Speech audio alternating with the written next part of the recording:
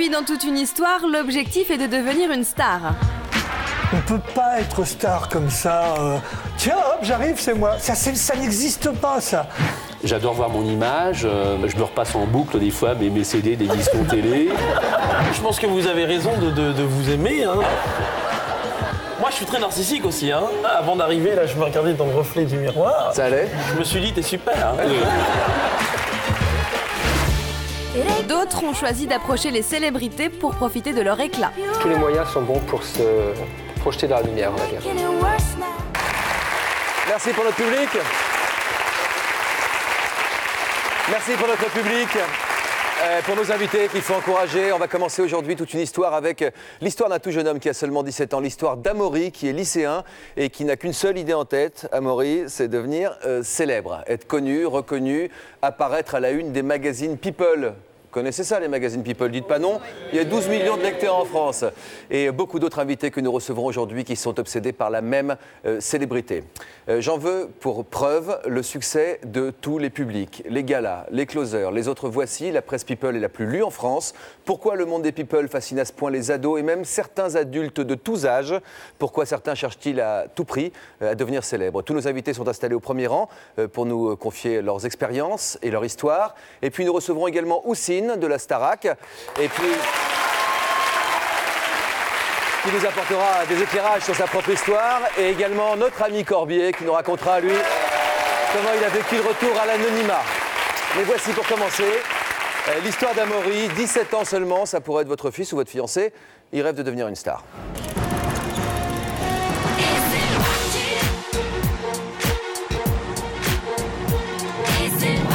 J'ai commencé à chanter à l'âge de 9 ans dans un centre de comédie musicale. Et par la suite, je me suis découvert un plaisir à être sur scène.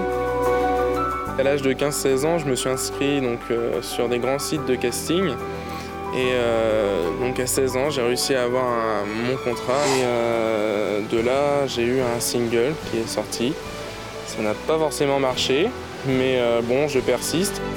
Et si Amaury persiste, c'est parce qu'il sait que grâce à la chanson, il pourra peut-être devenir célèbre un jour.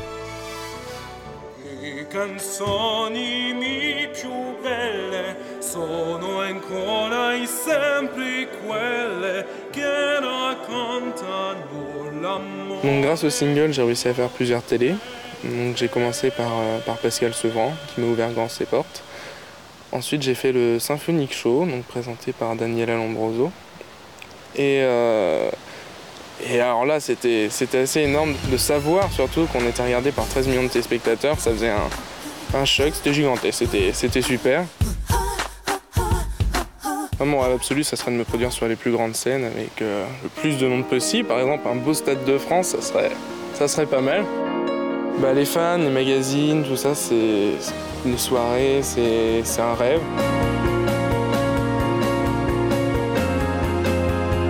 Je sais pas comment décrire, c'est vraiment... Bon, puis c'est génial d'être célèbre. Enfin, à mes yeux, c'est génial, parce que c'est ce que j'ai envie de devenir. Je me laisse 10 ans pour réussir tout seul. Après, si au bout de ces 10 ans, je n'ai encore rien fait, bah, je fais des émissions de télé-réalité. Mais je suis convaincu que j'ai les moyens de réussir tout seul, et donc j'espère sincèrement y arriver.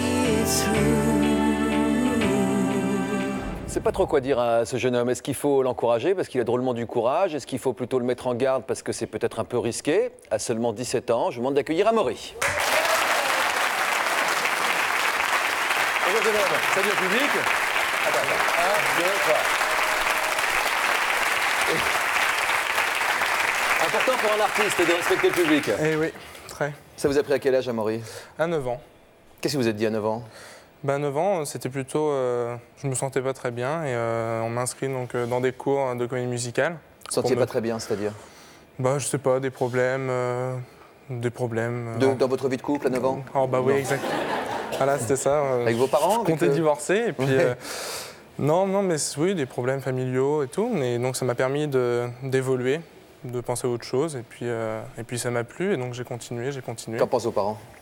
Oh bah ils sont à fond derrière moi. Hein. Tu dis que tu vas attendre encore 10 ans avant de faire de la télé-réalité.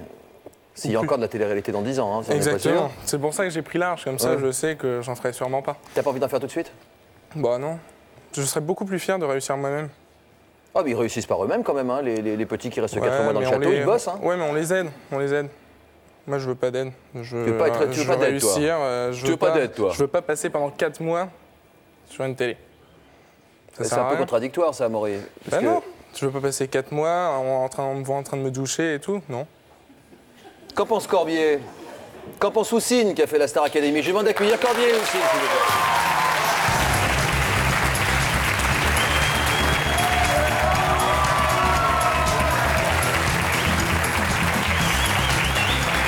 Ça va? Asseyez-vous. Bien, Corbier. Comment ça va, le copain? Ça va? C'est la forme?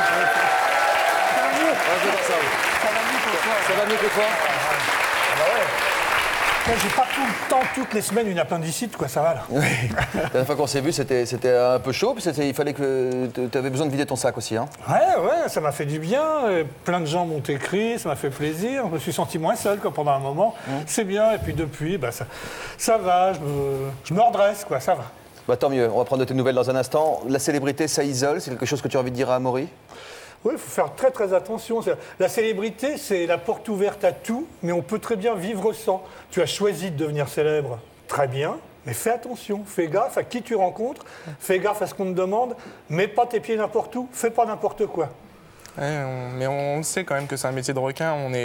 Tout le monde nous prévient quand même un peu, plus ou moins. Mais Pas seulement, mais il y en a. Il y en a. C'est difficile. Tu te souviens de Cordier, de Récré à deux, toi, ou c'est partagé? Vous vous souvenez de Récré à deux? Bien sûr, musique.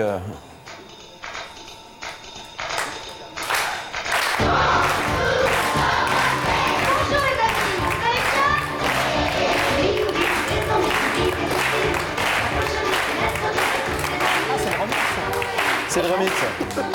C'est le remix avec la voix de Dorothée. Comment va-t-elle? Eh ben, j'ai pas eu de nouvelles depuis quelques temps, mais j'espère qu'elle va bien. C'est tout le mal que je lui souhaite. Je ne sais pas ce qu'elle fait. Je crois qu'elle a de gros projets sérieux. Alors, je lui souhaite que ça marche, parce que depuis le temps qu'elle veut refaire de la télévision, là, on m'a dit que c'était parti pour des bonnes choses. Alors, Attends, mais on l'encourage, Dorothée, on pense à elle. Houssine, il y a une nouvelle actualité qui vient. Vous avez prévu, enfin les spécialistes, j'en fais pas partie, avaient prévu que vous feriez une carrière de comédie musicale, de grands spectacles. Aujourd'hui, vous préparez un nouveau spectacle autour de Jodassin. Tout à fait. 4 ans après la sortie de la Starac, ça reste quoi comme souvenir? C'est une très très belle aventure, de très bons souvenirs. Je suis pas trop d'accord avec ce qu'il disait. Alors on est là pour discuter, c'est important, vous nous éclairiez de votre... Sur le fait de rester enfermé 4 mois. Certes, c'est une chance qu'on nous donne.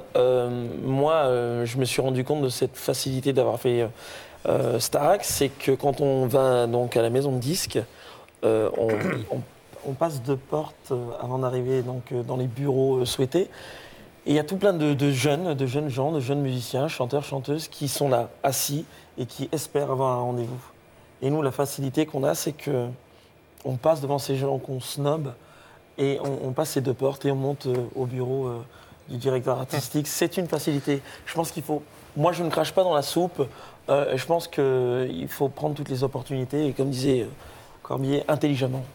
En même temps, je suis d'accord avec toi, on a des facilités, mais moi j'ai eu la chance d'avoir un contrat justement avec Universal et de pas... Déjà faire un disque à 17 ans, c'est incroyable, enregistrer une chanson. C'est pas le succès tout de suite, mais j'ai quand même ce contrat et c'est quand même une porte justement d'ouverte. En 4 mois, vraiment j'insiste sur le fait qu'en 4 mois on ne devient pas artiste. On ne se proclame pas artiste, c'est avec les années, c'est le public qui fait de vous un artiste. Maintenant, c'est le public qui va pouvoir vous retrouver donc à partir du 5 décembre, donc ça c'est pour les vacances de Noël, au Cirque d'hiver Bouglione, dans un spectacle qui s'appelle Salut Joe. Tout à fait. Tu as connu Jodassin? bien sûr, bien sûr, j'ai la preuve. À 17 ans, vous aviez envie d'être célèbre, Corbier? Non, j'ai jamais voulu être célèbre. Moi, ça m'est tombé dessus tout à fait par hasard. Je suis content, hein, mais j'ai jamais voulu être célèbre. Moi, ce que je voulais, c'était faire un métier artistique. Alors, j'ai réussi à vivre de ça toute ma vie. Mais être célèbre, c'est tout à fait accessoire. Il y a une chanson... C'est une demande qui est grandissante aujourd'hui, la célébrité. Ouais, mais je comprends ça aussi, parce que la télévision est de plus en plus présente dans nos foyers, dans nos vies. Et les gamins comme lui, tu m'excuses, Amaury, de dire gamin, tu m'en veux pas. Mais les gamins comme lui, ben, ils ont été nourris de télévision. Il est normal qu'ils aient envie de devenir à leur tour un personnage de télévision ou un personnage encore plus célèbre que la télévision, si c'est possible. Je le comprends. Mais en même temps... Moi, ça m'a jamais, j'ai jamais eu envie de ça, quoi. Jamais, jamais. Quel conseil et mise en garde vous donneriez à Amaury, Houssine? D'être bien entouré. Et comme tu le disais tout à l'heure, il y a énormément de requins, de personnes qui vont te faire croire qu'ils peuvent te faire avancer, qui vont te proposer 1 million de tournées. Et, il y a beaucoup de menteurs et c'est surtout de l'intérêt. Je pense que c'est un peu comme l'amitié, tu peux compter sur ces gens-là sur une main, sur moins de 5 doigts. Voilà. Et le milieu artistique, c'est une jungle, tout simplement. Ouais.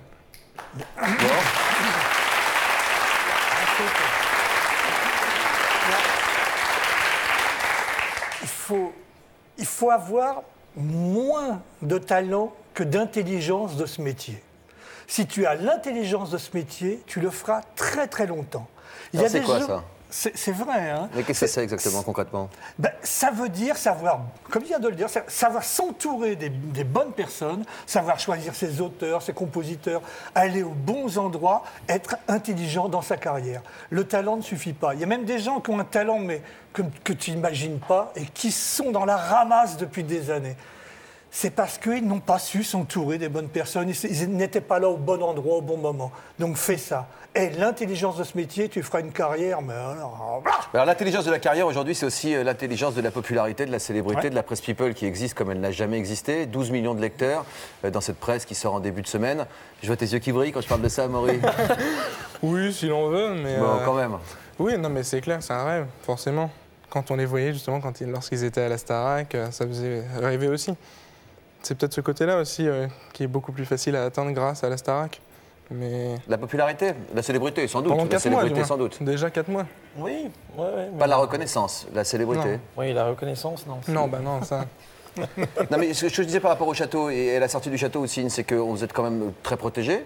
Oui. C'était la deuxième Starac, et puis vous sortez, et puis là, il y a la réaction des gens qui vous ont suivi pendant 4 mois. Exactement. Les premiers autographes et tout, comment tu les as vécus? Exactement. Alors pendant 4 mois, on est dans le foyer de tous les Français à travers la télé. Et donc, il y a ce lien, il y a cette approche. Eux vous connaissent, vous ne les connaissez pas. Et ils s'approprient votre image, votre personne. Vous avez parlé de ça à la Starac? Mais non, pas du tout. Vous n'êtes pas préparé à la célébrité? Non.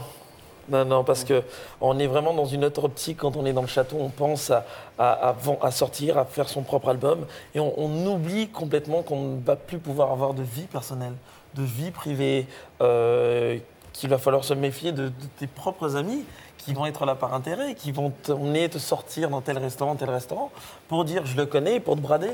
Et à ce moment-là, tu es obligé de faire un tri. Tu étais déçu par des amis? Oui. Ah ouais. Ouais. C'était pas des vrais, alors. Mais non.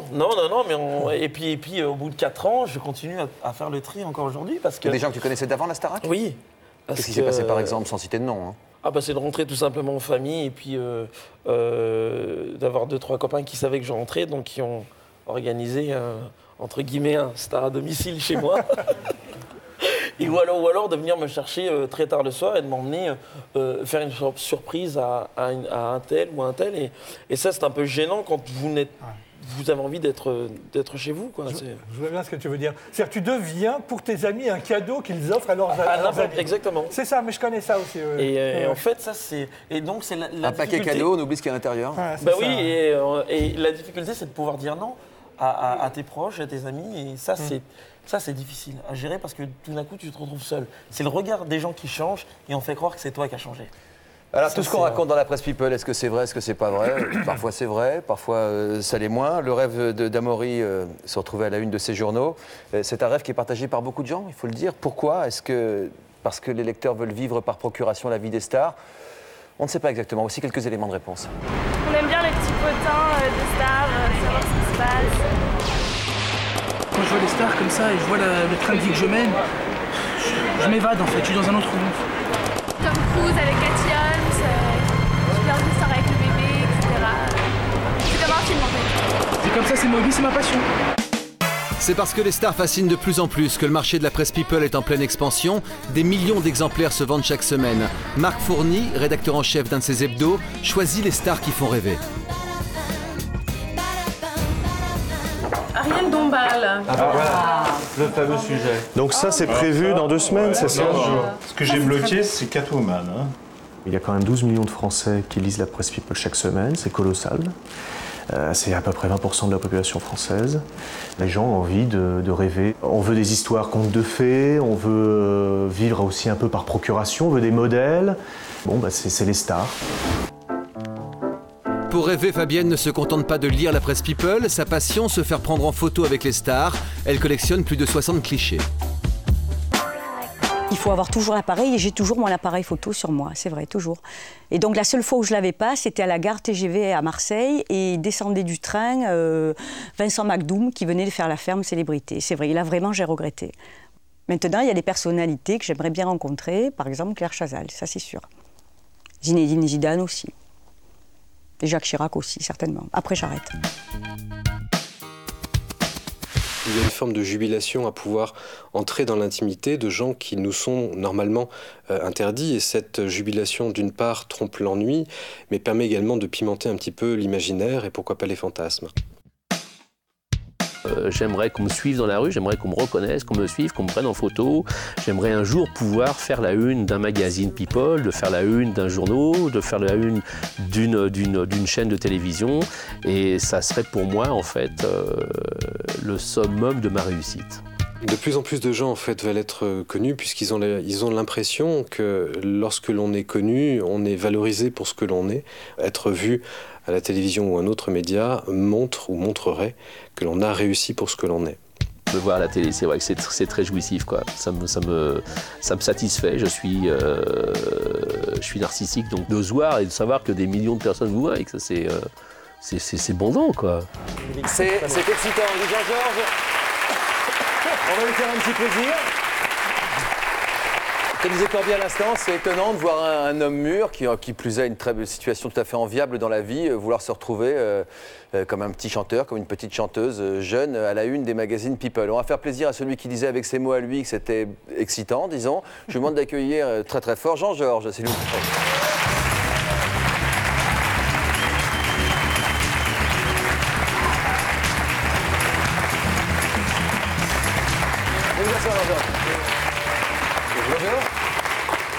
Qu'est-ce que ça a de si excitant? Ah, c'est jouissif.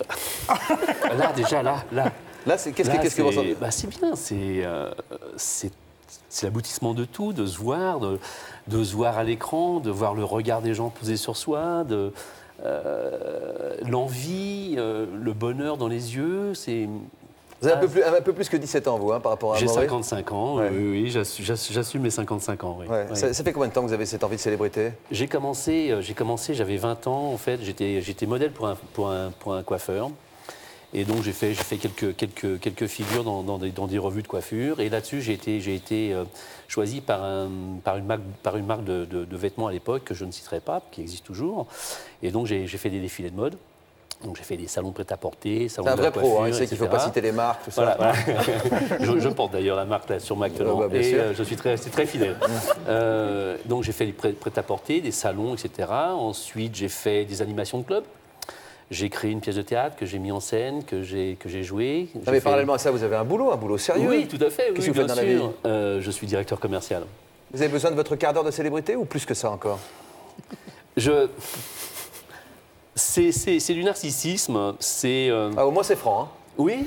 Ah non, mais c'est clair, quoi. Je veux dire, je reconnais, je suis très narcissique. J'adore me regarder. J'adore voir mon image. Je me repasse en boucle des fois mes CD d'émissions télé. Incroyable. C'est étonnant. Mais je veux dire, faut être cohérent. Je veux dire, faut pas se voiler la face.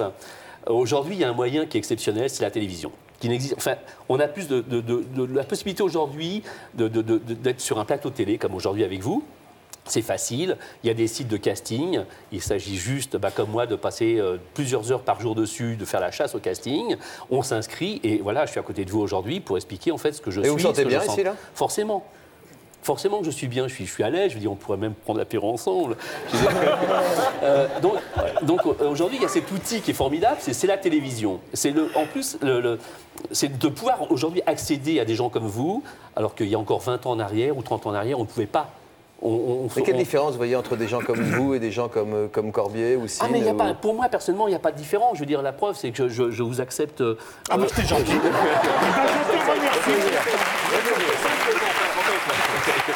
Je vous accepte Non, mais vous êtes excellent. Oui. Je l'accepte simplement. Ouais. Je suis très extraverti.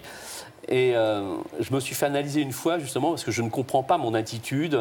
Mais il y a des... Malgré tout, il y a des lacunes dans mon attitude et j'ai peur de les connaître. Mais je sais qu'au fond de moi-même, j'ai besoin d'amour. La télévision, de se voir à la télé, c'est une recherche d'amour. On a besoin de voir le regard des gens.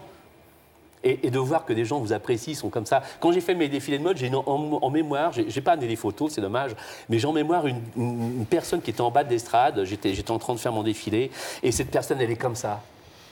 Elle est comme ça, elle me regarde, c'est vrai que je suis beau, à l'époque j'avais 20 ans.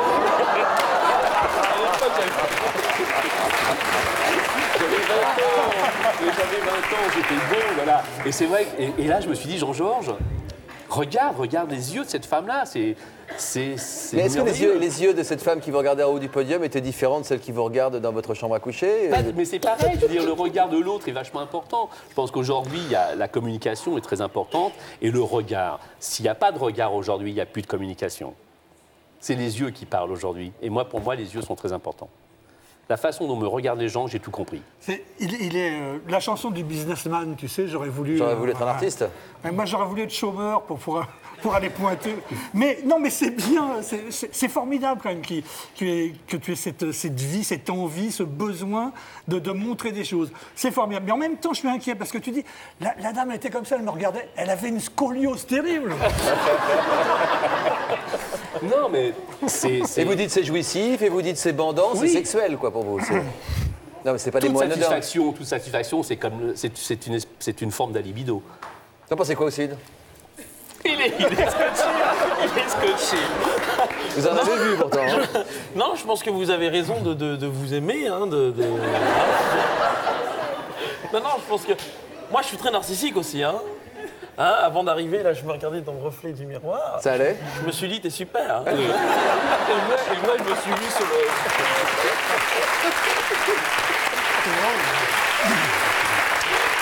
Gilles-Marie Vallet, vous êtes psy. Gilles, en quelques mots, comment vous expliquez cette fascination assez récente pour la célébrité à tout prix? Oui. Je ne crois pas qu'elle soit si récente, en fait. Je crois que ce qui est important peut-être de préciser, c'est que ce n'est pas pathologique de rechercher la célébrité. Je crois même que finalement, vouloir être célèbre correspond à un désir de reconnaissance qui est tout à fait naturel et que nous avons tous. Simplement, il va s'exprimer de façon différente et de façon différemment intensive selon les personnes. Et pourquoi nous avons ce besoin de reconnaissance? Tout simplement parce qu'en fait, c'est quelque chose qui est inscrit en nous depuis notre plus jeune âge. Comment va votre voisin? Ça va, le voisin? Oui. Alors, pourquoi c'est inscrit en nous depuis notre plus jeune âge? Tout simplement parce que dès qu'on vient au monde, sans rien avoir besoin de faire, on est déjà une star. C'est-à-dire qu'on est une star chez soi, pour ses parents. Exactement. Mais il n'y a rien de plus grisant, et c'est vrai que les termes que l'on a entendus, qui sont du registre effectivement d'une émotion très très forte, il n'y a rien de plus grisant qu'effectivement d'avoir tous ces yeux pointés sur nous. Et finalement, la célébrité, la recherche de célébrité, c'est la recherche de ce regard. Il n'y a pas que les bons côtés de la célébrité, je ne sais pas, peut-être Corbier peut en dire. Oui, pardon, excusez-moi, je vous en prie, Jean-Georges. C'est une drogue en fait, douce, mais c'est une drogue, on a besoin de ça. Et je vois dans tous les instants... du sexe, de la drogue, je ne pensais pas qu'on parlerait de ça. Franchement. Non, c'est une forme de drogue, on a besoin. Non, mais j'avais bien repéré que tu étais drogué. Et par exemple, il y a des situations, j'adore faire du karaoké. Pourquoi? Parce que c'est aussi, je suis sur une scène aussi, et forcément, je me manifeste, et il y a encore le regard des gens. Mais les côtés plus difficiles de la célébrité, vous les voyez pas du tout? Je m'en fous, mais je m'en fous, royal, quoi. Je veux dire, les côtés, je suis faire manipuler par ses copains. Il a 17 ans, Houssine, je veux dire, a eu des amis pas très honnêtes avec lui. Je veux dire, moi, je m'en fous. Je veux dire, je sais, j'ai 55 ans, je sais qui choisir, qui aimer et qui ne plus aimer. Oui, mais encore une fois, comme je le disais tout à l'heure, le regard des gens change. Et vous ne pouvez pas prévoir ce qui va se passer. Et on va vous faire croire que c'est vous qui avez changé. Oui, mais trop, il y a un moment où c'est trop. Je veux dire, tu ressens, on va se dire tu, hein, je suis un gamin moi aussi, hein, je veux dire, voilà. Excellent. Je suis un gamin, je suis jeune. Il y a un moment où on voit quand même, malgré tout, dans l'œil de l'autre, qu'il y a un abus. Forcément qu'il y a un abus. Mais vous disiez tout à l'heure, à son attitude, je veux dire, le fait de te prendre la main et puis de dire viens, je t'emmène au restaurant un tel. Non, mais les paparazzi en bas de chez soi, poursuivre partout en vacances, c'est pas avoir son petit jardin secret. Enfin, ça c'est un peu s'en fout de ça. Ça, c'est des plaintes, ceux qui se plaignent, ils n'ont pas le droit de se plaindre de ça. C'est pas ça, Jean-Luc. Non. Non, mais- Moi, par exemple, moi j'ai eu l'occasion de rencontrer Johnny à Saint-Tropez. Je veux dire, je vais pas sauter au cou, je les laisse tranquilles. Johnny à Saint-Tropez, quand même. Je lui ai foutu la paix, je l'ai croisé, je lui ai foutu la paix. Enrico Macias, qui est souvent c'est né à Saint-Tropez, il est en train de boire son café, on va pas lui sauter au cou, on lui fout la paix, on le laisse prendre son café. Je veux dire, et à partir du moment où on a compris ça, c'est ce que j'allais dire. Hein. Ça dépend. Alors, oui, Surtout non. à Saint-Tropez. Attendez, on va faire une petite pause. On continue dans un instant. On se retrouve pour parler de la fascination pour les VIP, les very importantes personnes, ou dites-elles en tout cas. Voilà ce qui nous attend à la fin de l'émission.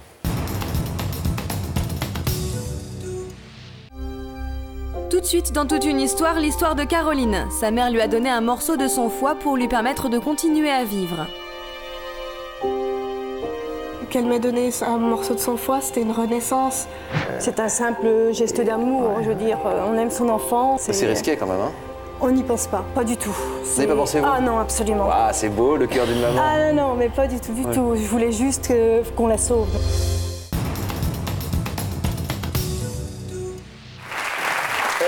Les mauvais côtés de la célébrité, Corbier. Moi, je me souviens, j'ai déjà raconté ça dans une autre émission. Je descends d'un train, je sens qu'on me prend par les épaules. C'est une dame qui me retourne et qui me dit « Dites bonjour à mes enfants ». Je suis pas en plus, je suis plutôt un type gentil, tu sais, moi je suis pas méchant. Il y a l'excessif, il y aura toujours excessif dans tous les cas de figure. Je pense qu'il y a les... Non. Non, mais il y a l'excessif dans tous les cas de figure. Bien sûr. Un jour, je m'installe à la terrasse d'un bistrot. J'ai pas eu que des catastrophes dans ma vie, hein, mais je veux raconter les trucs les plus bizarres. Je m'installe à la terrasse d'un bistrot, on était avec une caméra, on parle avec le cadreur, et d'un seul coup, la vitrine s'écroule derrière moi parce qu'un type a balancé une pierre dans la vitrine. Pourtant, on a du mal à imaginer qu'on vous veuille du mal, Corbier. La jalousie. C'est ça, je sais pas pourquoi. Enfin, donc il y a forcément, tu dis, bon, tout le monde fout la paix à Johnny. Je connais des tas de gens qui lui foutent jamais la paix, quoi. Non, mais c'est une question de respect. Moi, enfin, en ce qui me concerne, je veux dire, je veux pas prendre que mon cas pour une exclusive. Je veux dire, je pense qu'il y a quand même aussi, je veux dire, un certain nombre de gens qui réagissent comme moi. Je veux dire, à partir du moment où on croise une célébrité, une personne à grata, je veux dire, on n'a pas besoin de l'agresser, de lui sauter dessus. Je veux dire. Mais de faire une petite photo. Je vous demande d'accueillir Fabienne en revanche. Allez, Fabienne. On va vous mettre au milieu. Bonjour, mettez-vous, si vous voulez. On manquait de femmes. Vous avez apporté votre appareil photo? Tout à fait, il est toujours avec moi. Vous voulez faire une photo aujourd'hui? Oui. J'ai déjà fait avec Houssine et Corbier. Super. Qu'est-ce qu'on peut faire pour vous? Vous voulez une photo de Jean-Georges peut-être? Tout à l'heure. Attention, Jean-Georges, c'est des photos qui vont monter. Ou Amaury à votre côté, ça c'est des valeurs d'avenir. Ça vous fait quoi, vous, toute cette discussion sur la célébrité? En fait, moi je suis passionnée par la presse, les médias et la communication. Voilà, moi je suis déjà un petit peu célèbre dans mon quartier comme tout le monde. Voilà, donc je vais par exemple dans un festival ou à une avant-première et j'aime bien rencontrer une célébrité, arriver à éloigner tous les gens qui sont autour d'elle, me placer et faire une photo avec elle, seule. Ça vous a pris assez tardivement, c'est pas un truc de minette, quoi. Non, pas du tout. Non, une minette, c'est difficile pour une minette. Voilà, moi, ça m'a pris il y a quelques années, il y a 2 ans, avec Marcel Desailly, que j'ai rencontré comme ça. Et puis, j'ai une petite photo. Puis, j'ai rencontré Eddie Barclay sur le port de Saint-Tropez.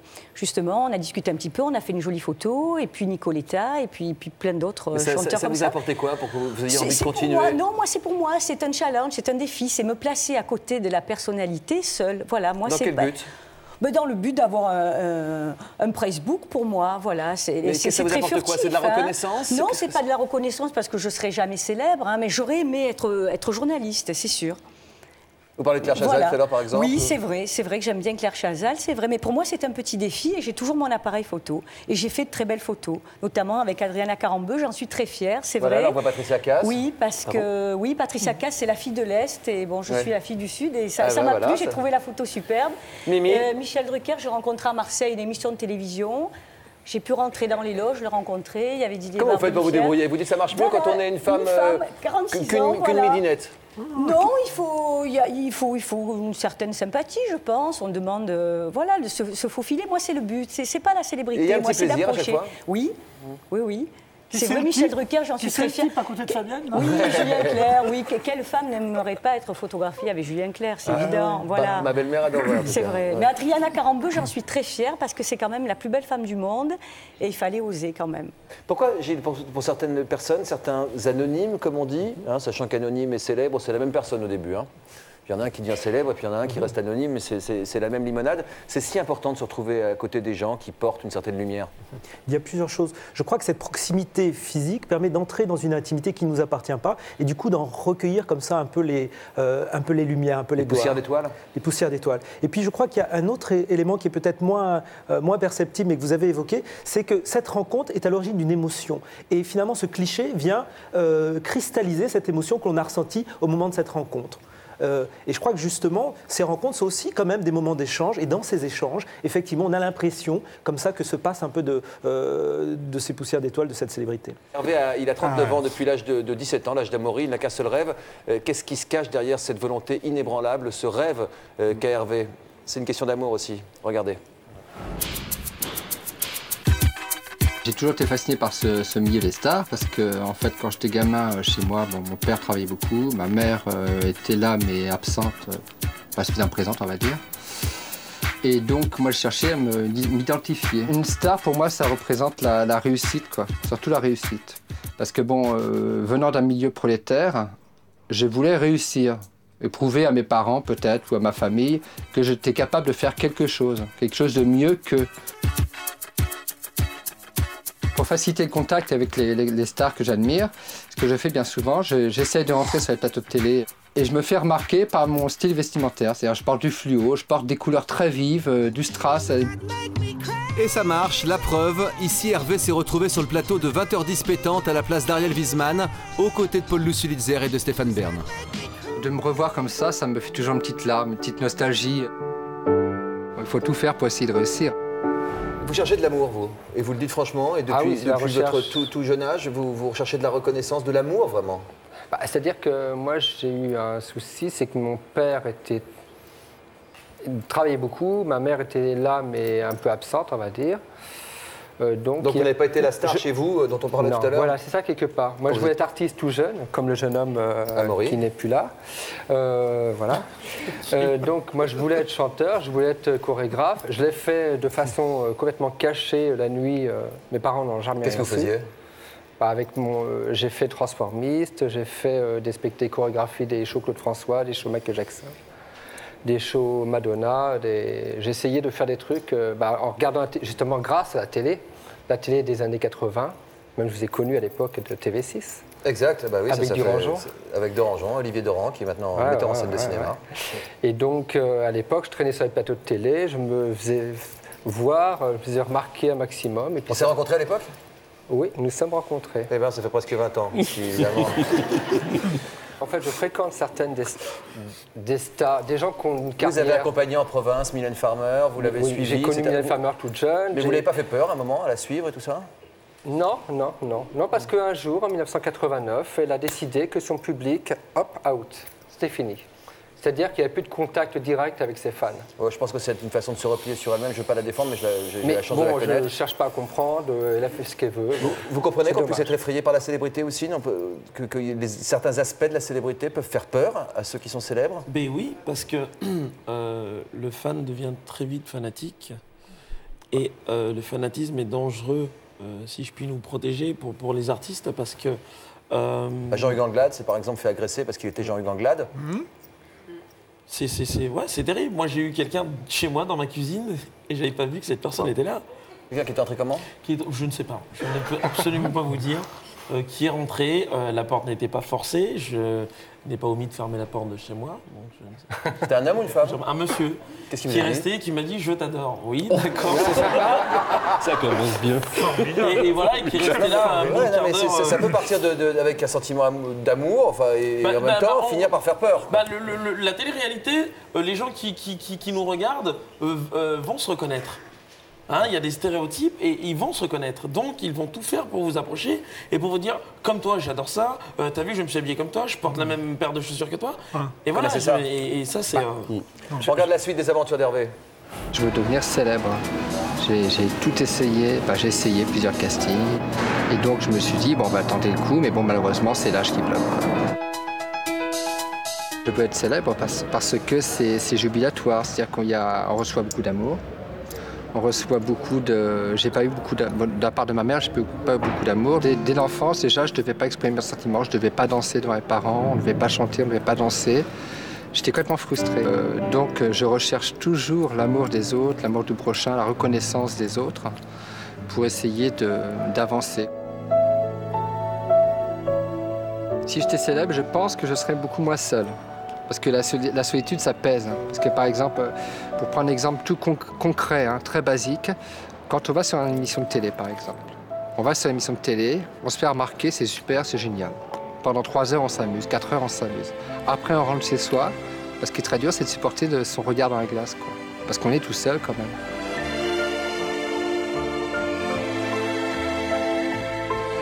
Si je devenais célèbre du jour au lendemain, par n'importe quel moyen d'ailleurs, je pense que ça me permettrait de me créer une famille.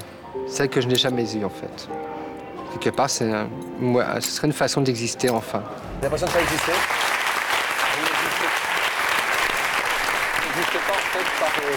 Pas en fait par ce que je fais dans ma vie courante. Qu'est-ce que vous faites dans la vie? Moi, je suis employé de banque dans un service administratif. Donc, vous savez, pour aller regarder les comptes des gens célèbres et tout ça? J'ai certaines adresses, oui. Ça m'a même permis d'envoyer des belles lettres pour demander des photos. Voilà. Dis donc, quand tu as regardé dans le mien, t'es tombé dans le trou? Non. Non, mais je respecte les artistes. Donc, et puis j'en côtoie certains en privé, vraiment de très très près. Et je sais que c'est tellement dur, des gens qui ont 20-30 ans de carrière, que je suis maintenant toujours, mais d'une autre façon. En tout cas, on va vous encourager. On va remercier tous nos invités d'avoir été avec nous. On a une autre histoire incroyable qui nous arrive dans un instant, mais je voudrais remercier spécialement, évidemment, tout le monde. Mais Houssine et Corbier qui se sont libérés. Donc Houssine qui est au Cirque Mouliane à partir du 2 décembre. Et Corbier qui repart en tournée dans toute la France. 5 décembre. Corbier passe à Toulouse, à Dieppe, à Chartres. Allez le voir, c'est toujours un spectacle avec ses propres compositions. C'est un auteur, compositeur, interprète incroyable. Et Houssine, vous connaissez le chanteur. Merci beaucoup. Dans un instant. Vous savez que le don d'organes, c'est une des grandes causes qu'on défend dans toute une histoire. Mais avez-vous entendu parler d'un don de son vivant, donné à son propre enfant, quelque chose qu'on a à soi pour le sauver? Est-ce que vous seriez prêt à donner un organe à votre enfant? Certainement. Mais regardez comment ça se passe. C'est vraiment toute une histoire. Avant cela, un message de nos équipes de journalistes qui vous recherchent peut-être. Si c'est le cas, contactez-nous. Vous êtes la maîtresse d'un homme marié. Suite à un accident ou une maladie, vous n'acceptez pas votre nouveau physique. Vous parlez de sexualité avec vos adolescents sans tabou. Pour nous raconter votre histoire, contactez-nous au 01 53 84 30 08 ou connectez-vous sur le site de l'émission. Prochainement dans toute une histoire, l'histoire de Claudia, Henri et Antoinette. Leur objectif, faire 10 ans de moins. Sport ou chirurgie, chacun trouve sa méthode. Quel âge virtuel vous aimeriez retrouver? J'aimerais 10 ans de moins, pourquoi pas. Je suis ravagée par les rides. Vous pensez qu'Henri devrait faire appel au bistouri lui aussi? Non, lui, il n'a pas besoin. C'est tout simplement qu'il doit faire des pompes le matin puis faire un peu de régime. Et le fait d'avoir un challenge où j'ai des personnes derrière moi m'engage à me pousser. Ah, ça, j'ai pas envie de passer pour un nul devant tout le monde. Enfin, l'acteur Clovis Cornillac sera face au public pour répondre à vos questions. Si vous étiez un dessert. Un dessert? Tiramisu. Pourquoi? Parce que ça veut dire tire-moi au-dessus.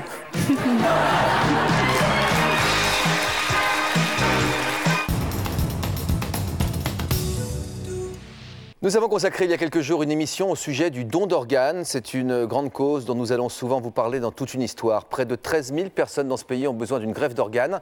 On va parler aujourd'hui d'une petite Caroline qui a 9 ans quand elle apprend qu'elle souffre d'une maladie rare. Son foie est détruit. Il lui faut impérativement une greffe. Et regardez ce qui s'est passé. Je suis tombée malade très subitement. Au début, c'était fatigue, vomissement. Voilà, après, ça s'est empiré. Les médecins nous ont reçus dès notre arrivée. Ils nous ont dit que Caroline n'allait pas bien du tout. Le lendemain, ils nous ont dit, écoutez, c'est une maladie grave, c'est une maladie rare. Ils nous ont donné le nom, c'était la maladie de Wilson. C'est le foie qui sature en cuivre et donc ça entraîne une autodestruction du foie. Très rapidement, on nous annonce que bon, les médicaments ne font pas effet, qu'il va falloir trouver une autre solution. C'était très urgent, donc au bout de 2-3 jours, on a été obligé de penser à la greffe sur donneur vivant. Parce que Caroline est entre la vie et la mort, la greffe est très urgente. Pour la sauver, l'un de ses 2 parents doit lui donner une partie de son foie. La décision vitale est prise en quelques secondes. C'est vrai que j'ai pas laissé le choix à son papa de pouvoir dire oui ou non. J'ai dit bon, faut que ce soit moi. C'était une barrière contre la mort. C'était le seul choix possible, donc il fallait que ça réussisse, quoi. Avant d'aller dans le bloc, et j'étais avec ma maman, elle était juste à côté de moi, et je me souviens, elle m'a dit t'inquiète pas, tout va bien se passer. J'ai dit Caroline, on se bat, on est toutes les deux, on s'en sort toutes les deux, t'inquiète pas.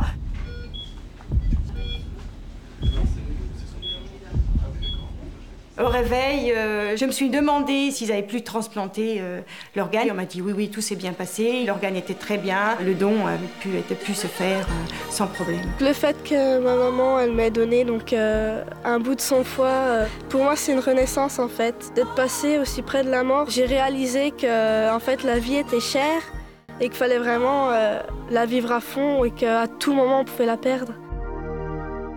J'ai évidemment une pensée pour Eva, dont on a parlé il y a quelque temps sur ce plateau et qui est toujours en attente d'une transplantation. Donc s'il vous plaît, si vous pouvez faire quelque chose, faites quelque chose. On va accueillir maintenant donc, cette jeune fille qui a été complètement transformée par cette transplantation grâce à sa maman et son papa. Voici Caroline, Pierrette et Christian.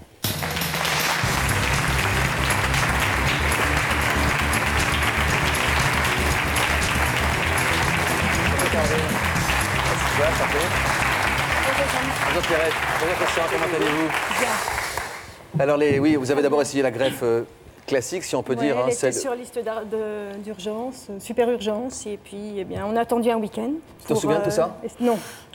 J'étais dans le semi-coma et je comprenais pas.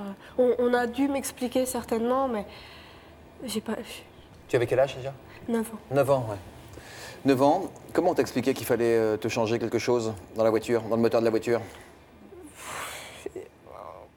J'ai aucun souvenir d'avant, de l'opération? Oui, de tout, de la semaine avant. C'est vrai que j'étais complètement... Elle était dans le cirage, elle était dans un semi-coma, donc elle n'était pas consciente de sa maladie, elle était trop mal, quoi. Alors le foie, ça repousse, oui, c'est ce qu'on dit, hein. Donc on peut prendre, ça se régénère, donc on peut prendre un petit morceau de foie et puis le transplanter, puis ça fait 2 foies qui grandissent. Voilà, en même temps. Alors il y a 2 choix, deux possibilités, pas 2 choix, 2 possibilités. Soit ça vient d'une personne extérieure qui a eu un accident et on est dans l'attente de l'accident et c'est compliqué, mais bon, c'est la vie qui va donner la vie. Hein. Et soit ce sont les parents qui donnent de leur vivant. Vous avez fait des tests tous les 2 pour savoir qui serait compatible avec votre fille. Tout à fait. Vous étiez tous les 2 candidats pour donner un morceau de votre foie. Je vous félicite pour votre courage. Mais Christian, vous avez été laissé sur le bord de la touche, vous. Oui. Pierrette ne m'a pas vraiment demandé mon avis. Hein. Ah bon? Oui, très rapidement, elle a annoncé la couleur. Elle m'a dit si c'est possible, si les tests sont positifs, c'est moi. Je suis la maman. Je rendrai service beaucoup plus sur le billard qu'à l'extérieur. Et puis ça sera une seconde naissance pour ma fille. Ah oui, mais elle l'a déjà mise au monde une fois. Peut-être que c'était le tour du père. Moi, je trouve que c'est une grande injustice qu'on ne puisse pas mettre les enfants au monde dans ses bras. Ça aurait été bien que le père puisse avoir son tour. Non, mais elle voulait prendre la responsabilité. Elle se sentait peut-être un peu coupable, je ne sais pas. Vous aviez peur, vous? Oui. Ah, de passer sur... Même pour vous, ouais. Non. On n'a pas le temps de réfléchir, là. C'est un simple geste d'amour. Je veux dire, on aime son enfant, on veut à tout prix le sauver. Donc, ni l'un ni l'autre. C'est risqué quand même, hein? On n'y pense pas, pas du tout. Vous n'avez pas pensé, vous? Ah non, absolument. Ah, c'est beau, le cœur d'une maman. Ah non, mais pas du tout, tout. Je voulais juste qu'on la sauve. Donc avec le professeur Olivier Boileau, il fallait qu'il travaille pour la sauver. Donc, et qui donne, ça peut poser des problèmes ensuite. Quel type de problème, Caroline? C'est vrai que mon père a été quand même un peu mis de côté du fait que ça nous a rapprochés. Pour moi, qu'elle m'ait donné un morceau de son foie, c'était une renaissance. Donc j'étais encore plus proche d'elle qu'avant. Donc c'est vrai que j'étais un peu égoïste. Il a dû se sentir un peu... Vous n'avez pas envie de dire à votre mari, c'est ton tour? Ah non, je lui ai pas laissé le choix. Quand on a su qu'on était tous les 2 compatibles... C'était pas négociable? Ah non, ça n'a pas été négociable. Enfin bon, il s'est retiré sans mots, mais... J'avais essayé de poser une condition, de dire, de toute façon, il faut que ce soit la meilleure solution technique qui prime. Et on a essayé de demander au professeur Boileau de donner son avis, mais il s'en est tiré par une pirouette. Il a dit, non, de toute façon, je ne peux pas vous donner mon avis. Si j'étais à votre place, c'est moi qui tiendrais le bistouri et c'est madame qui serait, donc... c'est pas possible. Vous aviez envie que votre mari continue à conduire la famille à distance, si oui, j'ose je dire pense, puis qu'il surveille deux malades, ça faisait 2 malades, donc je pense que je ne pouvais pas assumer ce rôle-là, peut-être aussi. Je me suis peut-être un petit peu défilée. Vous pensez que ça allait transformer votre relation à ce point-là? Non, c'est vrai que ça a été pour lui très compliqué, et pour nous, c'était très, très agréable. Enfin, on était très proches, on est toujours très proches l'une de l'autre. Bon, c'est vraiment très fusionnel. Je vois très bien votre place, Christian. Mais... Très bien, on sent un peu... mise à l'écart. Oui, ouais. Mais je sentais que c'était nécessaire, de toute façon, on n'avait pas le choix. Donc j'ai accepté, en grognant de temps en temps quand même. J'aurais aimé quand même que Pierrette consacre un petit peu de temps au reste de la famille, mais à chaque fois... C'est gentiment dit. On va en parler dans un instant, parce que c'est vrai que cette greffe a transformé la relation entre la mère et la fille, par ricochet un peu avec le papa aussi, mais à un point comme deux siamoises, quoi, comme si vous apparteniez au même corps, encore plus que la vraie naissance, parce que c'est vraiment votre corps que vous avez donné à votre fille. Hein, c'est la maman pélican qui donne son ventre à manger à ses petits, parce qu'il n'y a plus rien à manger, quoi. C'est une forme de sacrifice qui n'a pas été évident à vivre. C'est un geste simple. C'est un geste simple, mais c'est un geste qui a des répercussions compliquées.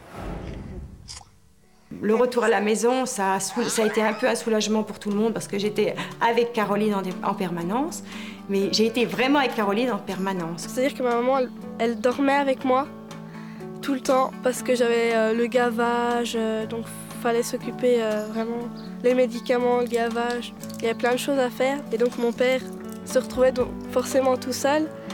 Donc ça l'a un peu fait mal et donc ça l'a rendu un peu jaloux, quoi. C'est vrai que c'est pesant, c'est difficile parce que nous aussi on a besoin de se refaire une santé, de parler un petit peu avec sa compagne, de parler avec ses enfants. Et puis là, finalement, on n'avait pas la possibilité de le faire. Hein. Le soir, quand elle rentrait, c'était Caroline, elle écoutait Caroline. Elle soignait Caroline, elle s'occupait des médicaments, donc elle nous laissait peu de temps, quoi. Hein. Je me suis dit, on rattrapera, on verra, on fera des choses ensemble plus tard. On a le temps, nous on a le temps, on est bien, il n'y a pas de souci. Caroline, on n'a peut-être pas le temps, donc il faut se battre, il faut aller beaucoup plus vite, il faut aller beaucoup plus fort. Je comprends bien que le papa ait beaucoup souffert, parce que c'est vrai qu'il n'a pas eu cette union, cette communion avec Caroline, mais parce qu'il n'y avait pas de place pour 3, quoi. Je pense que maintenant, elle est en train de faire une rupture, d'essayer d'un petit peu reprendre sa vie, comme une adolescente, ses secrets, elle se sépare un petit peu de moi, ce qui est bien, parce que l'avenir va redevenir comme une famille tout à fait normale, parce qu'on aurait pu aboutir à la rupture. Je pense qu'on a évité ça, mais ça n'a pas toujours été facile.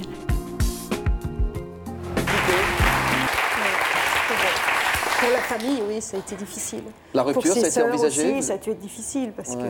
Toute la famille, en fait. Ouais. La rupture, vous y avez pensé? Moi, jamais. Non, moi non plus. Et moi, je voudrais signaler quand même que les 3 mois passés à l'hôpital nous ont au contraire rapprochés quand même, parce qu'il fallait partager l'angoisse à 2, c'était plus facile. Hein. Donc ça nous a rapprochés. Mais comment vous avez fait comprendre à votre femme et à votre fille Caroline qu'il fallait laisser un peu de place aux autres? Je lui ai dit plusieurs fois. Hein. Il ne faut pas oublier les 2 autres et puis ne pas oublier moi. Mais bon, je savais très bien, intellectuellement, je savais très bien que c'était nécessaire et puis qu'il y avait des angoisses. Ouais, il y a le rationnel, il y a l'intellectuel et puis les intuitions. Oui, exactement, c'est ça.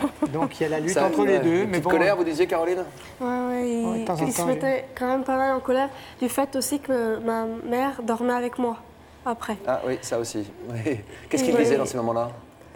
Qu'il existait, qu'il fallait aussi, qu'il était là et il fallait penser à lui. Donc c'est vrai que je m'endormais systématiquement avec Caroline.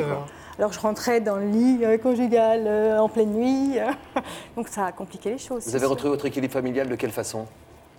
Avec le temps. Petit à petit, elle a pris son autonomie quand même. Donc elle a eu moins besoin de sa maman, même si de temps en temps quand même elle a besoin d'un câlin. Et donc ça nous a permis quand même de... C'est toujours la maman les câlins? Oui. Jamais papa? Non. Il est peut-être moins demandeur aussi. Hein. Il a été moins câlin que moi dès le départ. Donc, Et les câlins entre le papa et la maman, c'est important aussi. Quoi. Oui, mais ça va là. Ouais. Oui. Il y a eu ce moment qu'il fallait traverser. Oui, exactement, on aura le temps de se rattraper. Non, mais c'était compréhensible, il fallait consacrer du temps. Après... L'essentiel, c'était qu'elle retrouve la santé. Et puis vous avez l'impression de déborder de bonheur, vous, en tout cas? Ah oui, maintenant, oui. Ouais. J'ai 3 enfants qui vont bien. Ça nous a rendu la vie belle. Cette carte, indique que vous êtes pour le don d'organes, que vous souhaitez donner des vies en cas de malheur. À ce moment-là, on ne pourra plus vous interroger. Il faudra que ça puisse parler pour vous. Pour plus d'informations, pour savoir où demander la carte de donneur, rendez-vous sur notre site internet. Merci à tous nos invités d'avoir travaillé. Attendez 2 secondes, vous voulez ajouter un petit mot? Oui, on pense à certaines personnes qui sont en attente d'organes, Alicia, Christiane, Noël et bien d'autres, et qui comptent un peu sur nous pour stimuler un petit peu les gens. Il faut absolument en parler à la maison et puis prendre sa carte. Je voudrais remercier toute l'équipe chirurgicale et médicale parce qu'on a eu un suivi extraordinaire et c'est grâce à eux, Caroline et Like, notre famille est équilibrée maintenant. Il faut vraiment prendre ça. Il y a l'espoir sur la carte vitale aussi. Je voudrais rajouter que j'espère qu'on pourra effectivement donner son accord sur la carte vitale parce que c'est essentiel. Ce sera indiqué sur quelque chose qu'on a toujours sur soi. C'est difficile de dire oui pour un don quand on perd quelqu'un qui nous est cher. Donc c'est trop tard. Il faut pouvoir en parler avant et dire oui avant. Et moi j'ai une pensée pour Eva, évidemment, qui nous regarde. Salut Eva. Merci à tous les invités. Bon après-midi. Merci Cordier.